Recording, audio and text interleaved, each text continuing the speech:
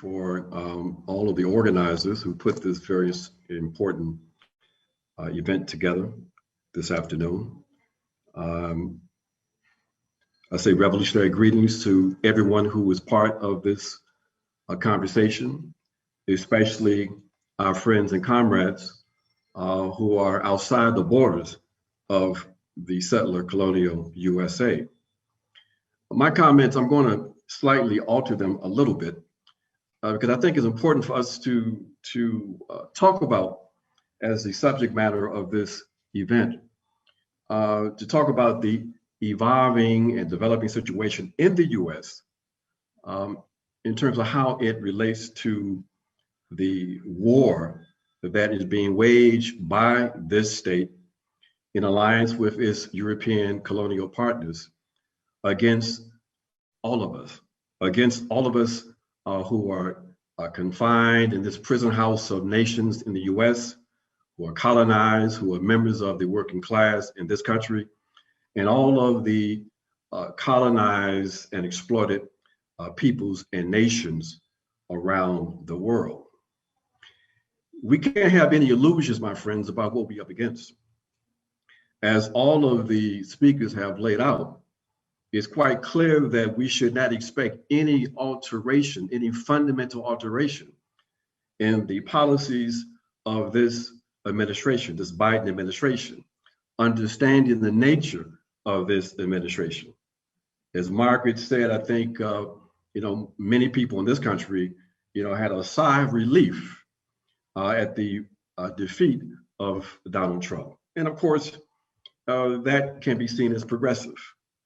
But for many people around the world, in particular people in the global South, there was no real sigh of relief, understanding that both of these imperialist parties are connected to and committed to the same fundamental agenda.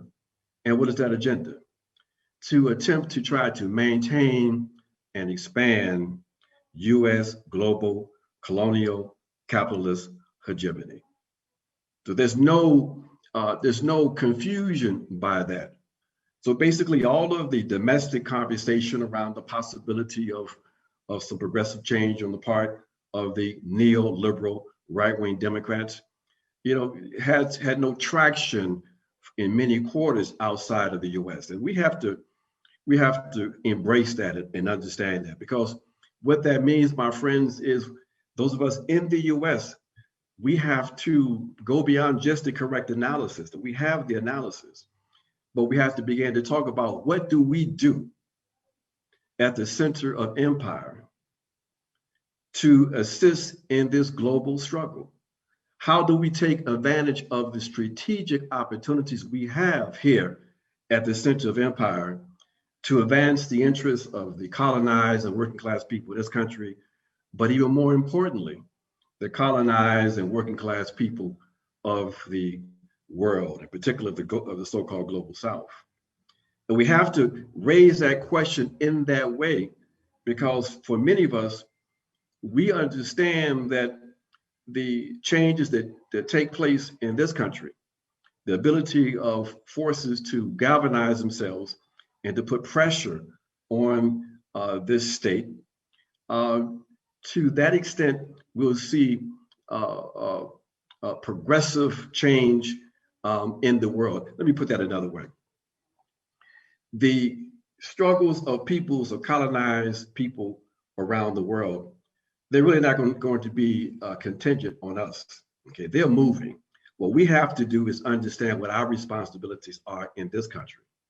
Okay, so this country, this prison house of nation, this state that is a settler colonial state, what we have seen in the last few weeks since the election of Donald Trump should be instructive to all of us. Not just in terms of the kind of forces that have been unleashed and revealed with the more vicious right, the more cartoonish spectacles of right-wing forces. But we also have to be very clear about what we have seen with the response on the part of the state to that political movement, and the moves have been made to strengthen the national security state in order to deal with any kind of internal political opposition that the state might find itself confronted with. Now, we have to say that because as we take on our responsibility in this country to build an alternative movement, to be in solidarity with all of the forces, all of the peoples, all of the movements in opposition to US and European colonialism, we have to understand the context in which we are operating in. Just like our friends and allies need to understand the context that they are operating in and the nature of this particular administration. So the repressive apparatus we see being strengthened today is an apparatus that has one main objective: to perpetuate itself, to maintain its power, to advance its interests. We understand that. Our friends and allies outside of this country need to understand also too, and I think they do, that same agenda, that same set of interests is operative outside of the borders of this country. We make the connection between the repressive apparatus in the US and the repressive agenda, the warmongering of the state globally.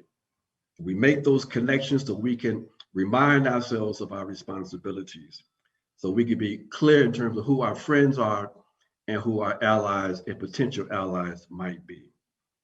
So this Biden administration is quite clear that its mission is, as they see it, to reassert US global leadership of the pan-European colonial capitalist project. Biden is an Atlanticist. That's a fancy word for saying he's a white supremacist. He is committed, like all of those forces, black and white, liberal, neoliberal forces, to the perpetuation of white power. When we talk about the colonial capitalist system, we're talking about basically structural, institutionalized white power. Make no mistake about that. So any kind of alterations of the relationship between the US and, for example, Venezuela, one must understand that the objective is not to make things better for the Bolivarian process in that country, but there's an angle for how they can advance their interests. We must be crystal clear about that. So my friends, this nation state that we are a part of, the objective conditions that we are facing in this country in many ways mirror conditions we see in other parts of the world. And that is the basis of our solidarity, the material and political basis of our solidarity. You've heard many of the speakers talk about some of the material conditions that we are facing. And I'm not going to go through all of those conditions, but we know that we have a serious economic contradictions as a result of the collapse, the veritable collapse of this economy. And for us who are part of the African people, the working class of this country, we never recovered from the collapse of the economy in 2007 and 2008. And now we're facing a more dire situation than even then, with this COVID situation that has intensified the internal contradictions and the problems we face as a people and as a working class. So, you know, we understand why there's a legitimation crisis. We understand, because we feel it every day, the material contradictions of this system. And we have no illusions about that. But what we also understand is this: our responsibility. And we raise this question of responsibility because, you know, we hear people talk about this right wing and the challenge that the authorities are facing with this right wing, and we see their responses. I just want to remind our friends that, you know, for many of us who have lived in this colonial project, this question of fascism is almost academic, because we understand, just like you understand in the colonized world, that it was colonial fascism that served as the basis for the erection of global racial capitalism. Okay, many of us say that this concern with fascism, why it's important. We also understand this, that this word fascism that was systematized in the 1920s was basically, in a way, a word that captured what the kind of political conditions and practices when white people do certain things to other white people. You know, that's when we talk and hear about this word fascism. So we've got to understand that what we're facing today, in some ways, isn't really that unique. There's some particular historical uniqueness to it, but for those of us who are in the colonized world, we cannot get as excited as some other folks who will convince themselves they are facing something unique and something that requires a certain kind of mobilization that continues to see themselves at the center of the opposition. So what our task is, my friends, at this moment in history, is to continue to build effective relations of solidarity, to understand who our friends are, but even more importantly, who the enemy is. It is for us to continue to build those structures, understanding that we have the power to, in fact, transform ourselves and transform these conditions. We say to the people of Venezuela, we say to the people around the world that those of us in the Black Alliance for Peace, we are going to be as adamant in our opposition to this current administration as we were with the previous one. That we understand that until we're able to take power back from this global minority, that none of us will be free.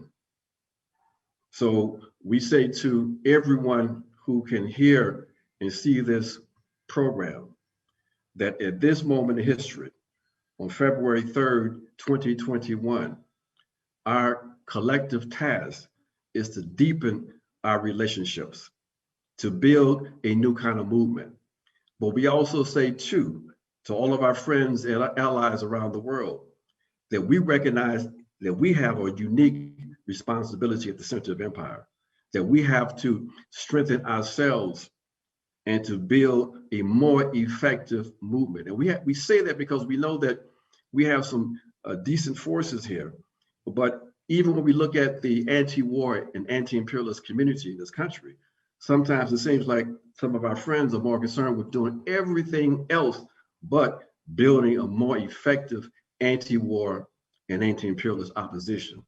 We have to address that. So our task is to build a movement. Our task is to strengthen our ties. Our task is to understand the objective and subjective conditions we are facing today. And when we do that, when we understand those tasks, we'll be the more advantageous place to build the kind of power we have to build to transform this world. So I thank you, my friends. I hope we have a chance to have a very vigorous conversation to talk about what we need to do in more detail. But we say, let's remember this process, peace process in Afghanistan. Let's remember why it's important for us to demilitarize police forces in the US and why we have to shut down AFRICOM and shut down all of these global command structures, close down these US bases and defeat the US imperialism. And the only way we do that is when we do it together. All power to the people. Particular question, but I think it's important that we remind ourselves that trying to come to grips with the realities of these various administrations, we have to go beyond the personalities. It's important to know where some of these people may stand, but we have to really ground ourselves in what social forces that they actually represent. Victoria Nuland is part of the neocon movement in the United States. We saw, in my opinion, a ideological and political bridge that was established between the neocons and the traditional liberal interventionists under the Obama administration, so that now they've become almost indistinguishable. So these forces represent extreme right, dangerous elements. And the very fact that this Biden administration has found a place for her and these forces, like the Obama administration, is a indication of the character of this administration. Not so much in terms of whether or not they're good or bad or any of those kind of theological terms, but the interests that they represent. That these are forces that are fully committed to full spectrum dominance, who are under the illusion that they can reestablish U.S. global hegemony, who are openly discussing the possibility of nuclear first strikes against the Chinese and even the Russians, who are fully intending to deploy intermediate range missiles in the Indo-Pacific command area. So these are dangerous forces that we behind and get them in office during the last election. So we've got to keep the eye on who these people really represent, the social forces, so that at some point we can stop being so easily manipulated. Over. The fact of the matter is we have opportunities to move politics in a different direction, but because of the weakness of our organizations and the weaknesses of some of our cadre, we're not in a position to take advantage of the fact that, for example, majorities of the people in the U.S. are opposed to military spending at this level. But because we live in we don't have a democracy, those views are not taken into account. So we have to. It goes back again and again. It might sound like a cliche, but it's really fundamental. We've got to build more effective alternative organizations. We've got to recognize that we are in fact in the battle of ideals, that the terrain of consciousness is where we have to operate. We've got to understand that basically, we have an opportunity, especially as more and more people are being radicalized by their everyday life, their everyday experiences. They're seeing that their lives mean nothing when they are forced to go to work with no PPE. When they read about or hear about that their European counterparts during the pandemic are able to get 70 or 80% of their salaries while they can stay home. But in the US, we're forced to go to work and we get a lousy $2,000, and then another promise for $2,000 that got reduced to $1,400. And we're supposed to be happy about that. We have all kinds of opportunities, but we've got to understand the political challenges. We say from our point of view, as African revolutionaries, we want and seek solidarity with everyone. And we are encouraged and heartened by people who are in solidarity with us.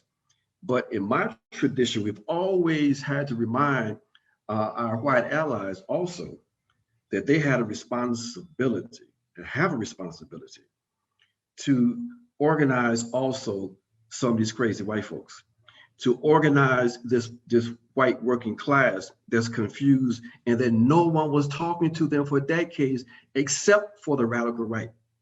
Okay, there are all kinds of opportunities there if you have people who have the cultural and political competency to basically engage those forces. And we have to sooner or later, because if you follow, the political discourse among those elements, if you just would have followed some of those Trump rallies and watched closely what they were talking about in places like Fox News, you will understand the kinds of political connections they are making. There's some real fascistic elements there in that political discourse. Okay, now they were disorganized up till now, and they're going to get organized. But the messages were some compelling messages against the political and economic elites, and there's no counter to that besides the insufferable elitist BS you will see at CNN and MSNBC. They can't relate to those freaks. They can't speak the language of the people. So we've got to have better organizers who can speak to those sectors. And we got to do this pretty quickly, folks, because the real possibility now of a really galvanized ultra-right movement, I think, is more likely than it was a few years ago. Now, I'm concerned, and many of you all have seen some of our statements. I'm concerned about both elements of the right, this ultra disorganized right and the neoliberal fascistic right that is still in power, that's still in the state, that is in alignment with other elements of the state, the corporate media, big tech, the military industrial complex, the intelligence agencies. I'm concerned about that form of unique US fascism also. So we have a tremendous task ahead of us. Very, very complicated situation we're facing in this country. Yeah, we have to resist the police state, and we have to connect that to the military war posturing of the US globally also. One of the initiatives that Joe Biden talked about to prove his commitment to racial justice last week was he is going to reverse the reversal made by Donald Trump to the Department of Defense 1033 program.